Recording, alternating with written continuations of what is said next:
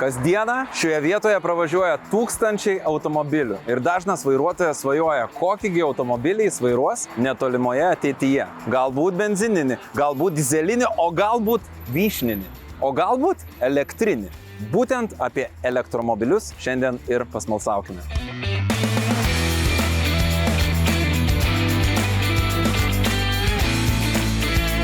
Tiesiog dievinu tą nenusakomą naujo automobilio kvapą, o čia galėjau ne tik naujo automobilio, bet ir naujų šviežiai dažytų sienų kvapą.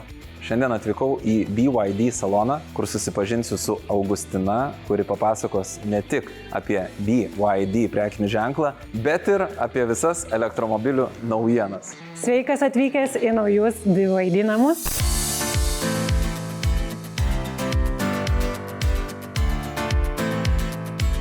BYD arba Build Your Dreams. Tikrai tai? Skamba tikrai labai ambicingai. Tiek ir nuo jūsų jau tokio vizualaus pareiškimo, tiek ir nuo šito žodinio pareiškimo. Papasakokit apskritai, kasgi slepiasi po šituo šūkiu. Tai iš tiesų labai drąsus gamintojas ir tu žinok, tą gamintoją žinai labai daug metų. Kaip aš jį pažįstu? Jeigu turėjai tokį telefoną Nokia 3310. Taip. Kur visi žaidėm gyvatėlę. Tikrai taip. Tai žinok, tai yra gamintojas, kuris kūrė jiems baterijas. Ir jie kažkur 2005 metais nusiperka vieną iš automobilių gamintojų ir nusprendžia ateiti į elektromobilių rinką. Ir dabar jau BYD, paskaičiavau, kaip pasakė, 30 metų, ar ne? Nu, kažkur taip. 30 metų. Automobiliai tikrai išsiskiria iš karto. Kokius pačius didžiausius skirtumus nuo kitų elektromobilių išskirtumėt? Jie netgi vadinasi naujos energijos elektromobiliai. Man kol kas tai yra tiesiog, kad, pavyzdžiui, čia yra automobilis, kuris man be galo gražus. Tai gal įsėskime? Aš tą spalvą, tiesiog jo, tikrai galim įsėsti, aš tą spalvą dievinu. Salonas irgi nuostabus. Ką ten dar gali rasti? Sėsk. Čia man prisėsti. Taip? Gerai. Laukit, aš matau mikrofoną. Dainuosime, tikrai taip. Čia yra mikrofonas, kuris yra šito automobilio komplektacijai? Taip. Ir visi BYD automobiliai turi karaoke. Rimtai? Taip. Ir jeigu tu atvažiuoji į gamtą, ar reikia tau, nežinau, lauki vaikų, kol jie nueis į baseiną, į būrelį kažkur, ne? Tu gali palavinti savo balsą. Eik tu savo. Ta prasme, čia yra tobulas automobilis dainininkui. Būtent. Išbandom tą karaoke.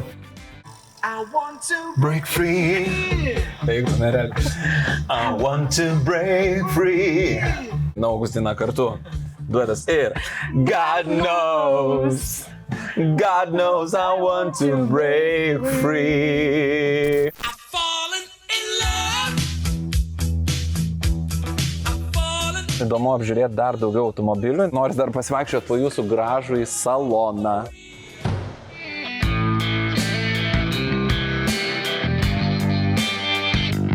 Visi automobiliai yra su elektriniam sėdynėm.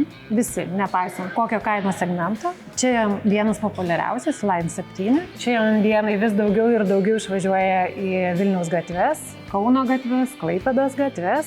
O sulaukit, pavyzdžiui, iš klientų tokių kažkokių stereotipinių elektromobilių baimių, kur žmonės pradeda sakyti, kad nenuvažiuosiu iki Palangos, ten aikštelių tų dar nėra, arba kas čia tas ekranas, nusukau, neberasiu kaip atsukti. Klaipėdoj pasikrovus 100%, aš važiavau ant 125 ir atvažiavau į Vilnių ir pas mane dar liko 30%. 30% yra virš 100 km.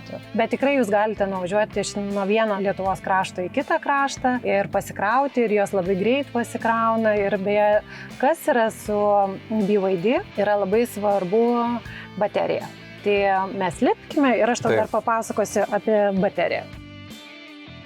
BYD yra būtent baterijų specialistai. Taip. Ir jie yra šiai dienai sukūrė tokią Blade Battery bateriją, kuri labai lengvai pakeičiama, bet svarbiausias dalykas, kad jinai labai saugi. Ką mes turime ir turbūt ne kartą pats girdėjai, kad užsidega elektromobiliai, ne? Būtent dėl baterijų ir taip toliau. Tai Blade Battery baterija yra praėjusi tokį virbalo testą, lietuviškai sakoma, kai praduriama baterija ir jinai neužsidega. Ir ta baterija, jinai kaista tik iki 60 laipsnių. Jinai neužsiliepsnoja.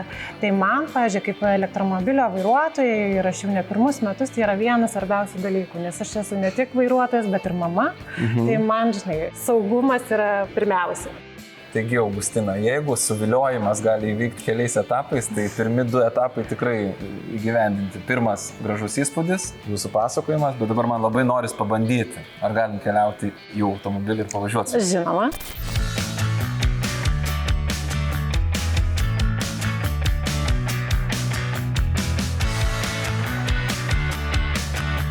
Tai rakteliu, žinok, duodu tau. Tu Gerai, bandysi. aš vairuosiu. Taip. Wow. Yes.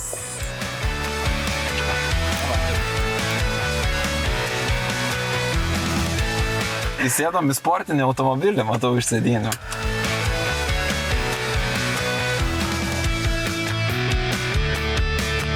Wow, tikrai, tikrai. Jeigu tu galėtum suprojektuoti tobulą elektromobilį lietuviui, kaip jisai atrodytų? Labai sudėtingas klausimas, bet turbūt turėtų būti SUV-as bet kokiu atveju, nes lietuviai vis tiek jiems reikia 4 varomų. Norėčiau, kad būtų kiek įmanoma lengvesnis kilometražas, kurį nuvažiuotų, kad pagaliau visi galėtų nuvažiuoti į Nidą. Nežinai, tai yra pirmas klausimas ir svarbiausias, ar galime nuvažiuoti į Nidą. Bandomasis važiavimas man tikrai paliko dar geresnių įspūdžių negu prieš tai, kai atėjau. Čia kaip visada, kai gali pačiupinėti kažkokį daiktą, tai dar susidarai geresnį įspūdį.